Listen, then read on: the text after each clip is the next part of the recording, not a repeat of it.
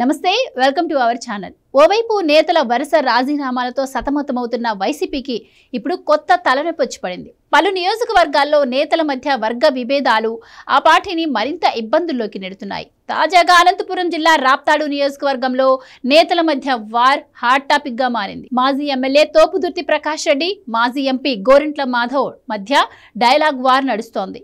ఇద్దరు నేతలు అభిమానులు సోషల్ మీడియా వేదికగా దుమ్మెత్తి పోసుకుంటున్నారు। న్యూ ఇయర్ సందర్భంగా మాధవ్ ఏర్పాటు చేసిన విందుతో ఈ గ్రూప్ వార్ మొదలైంది। తర్వాత బహిరంగ విమర్శలు, సస్పెన్షన్లు, రాజీనామాల వరకు వెళ్ళింది।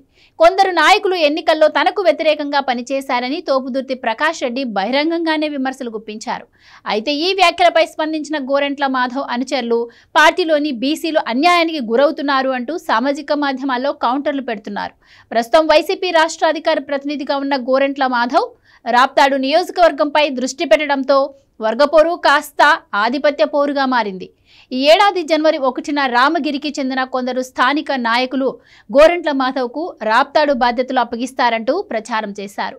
ఈ ప్రచారంపై ఆగ్రహం వ్యక్తం చేసిన తోపుదుర్తి ప్రకాష్ రెడ్డి పార్టీ నుంచి వారిని సస్పెండ్ చేయించారు।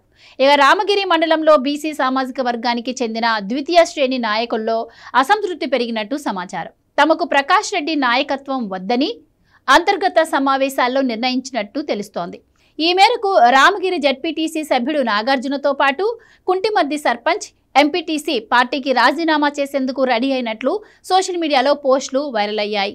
రాప్తాడు నియోజకవర్గంలో తన సామాజిక వర్గం కురబల ఓట్లు అత్యధికంగా ఉండడంతో ఆ సీటును చేజిక్కించుకునేందుకు గోరంట్ల ప్రయత్నాలు చేస్తున్నారు। తన సామాజిక వర్గం నాయకుల మద్దతును కూడగట్టుకునే దిశగా అడుగులు వేస్తున్నారు। కూటమి ప్రభుత్వం పరిటాల కుటుంబంపై ఘాటు విమర్శలు చేస్తున్నారు। రాప్తాడు వైసీపీలోని కురబ నాయకులను తన వైపు తిప్పుకునేందుకు రహస్య సమావేశాలు నిర్వహిస్తున్నట్టు సమాచారం।